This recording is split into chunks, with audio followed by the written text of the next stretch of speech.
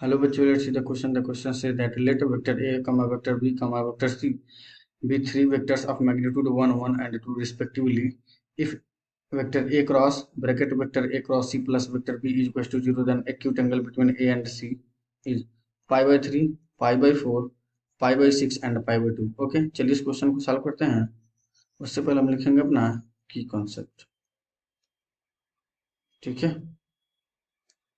तो की कॉन्सेप्ट हमारे पास हो जाएगा, अगर हमारे पास दिया हुआ vector A cross vector B cross vector C, तो यह हमारे पास हो जाता है vector A dot vector C into में vector B minus vector A dot vector B into में वेक्टर सी हो जाएगा। तो हमारे पास देखिए vector A cross C plus vector B दिया हुआ है, ये हमारे पास हो जाएगा vector A dot vector C, okay, into में हमारे पास हो जाएगा वेक्टर ए माइनस यहाँ पर हो जाएगा वेक्टर ए डॉट में वेक्टर ए इंटू में वेक्टर सी, और इसको मैं क्या करता हूँ राइट हैंड साइड ले जाऊंगा तो माइनस वेक्टर बी हो जाएगा। यहाँ पर हमारे पास देखिए, यहाँ पर हमारे पास हो जाएगा ए डॉट सी माइनस, इसको मैं लिख सकता हूँ C minus vector C minus vector A dot में वेक्टर सी, ओके, इनटू में vector A is equal to लिख सकता हूँ मैं vector B.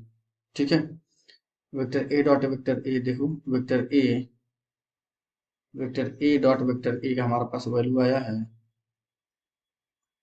Magnitude of vector A का होल स्क्वायर, जो किसके बराबर हो जाएगा 1, और 1 का स्क्वायर हो जाएगा 1, मतलब ओवरऑल हो जाएगा 1।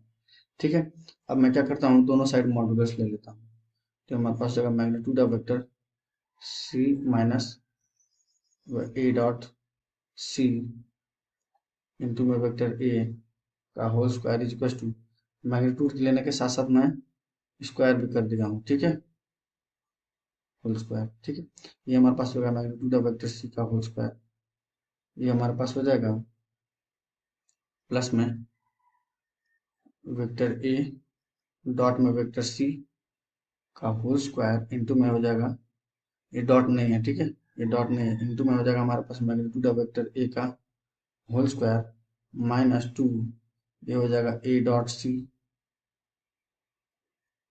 इंटू में हमारे पास हो जाएगा वेक्टर ए डॉट में वेक्टर सी। ठीक है, equal to magnitude of vector B का होल स्क्वायर। अब जो भी वैल्यू हमारे पास है उसको पुट कर देते हैं, तो ये हमारे पास देखिए कितना हो जाएगा, मैग्नीट्यूड ऑफ वेक्टर सी कितना है 2, तो हमारे पास होगा 4।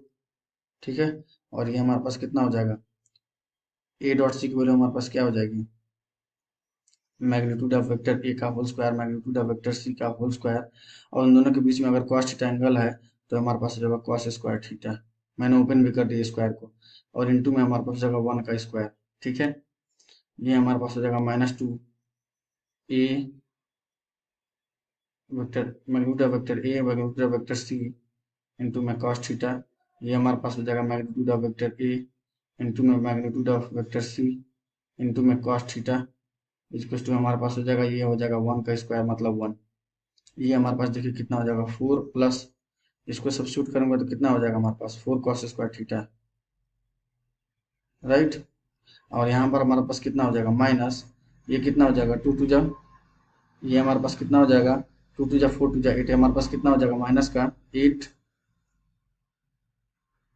ये हमारे पास हो जाएगा 2, देखिए यहाँ पे 2 इंटू में 1 इंटू में ये हो जाएगा 2, और यहाँ पर हो जाएगा हमारे पास 1 इंटू 2, और कॉस्ट इंटू कॉस्ट हो जाएगा cos square theta is equal to हो जाएगा हमारे पास 1 चल रहा है। ठीक है, अब देखिए हमारे पास हो जाएगा 4 प्लस 4 कॉस स्क्वायर थीटा, ये हो जाएगा हमारे पास माइनस का 8 cos square theta is equal to 1, ये हमारे पास हो जाएगा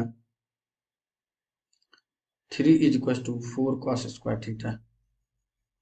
सो कॉस थीटा की वैल्यू हमारे पास क्या आ जाएगी प्लस माइनस √3/2।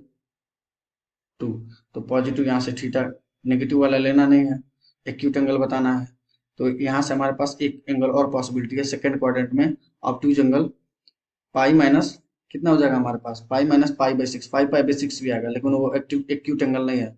अब हम लोग को वो ऑब्टूज है वो, तो हम लोग को एक्यूट एंगल है ना, तो theta equals to pi by 6 आ जाएगा। तो ऑप्शन नंबर कौन सा करेक्ट हो जाएगा? C is the correct one. I hope you will understand. Best of luck. Thank you.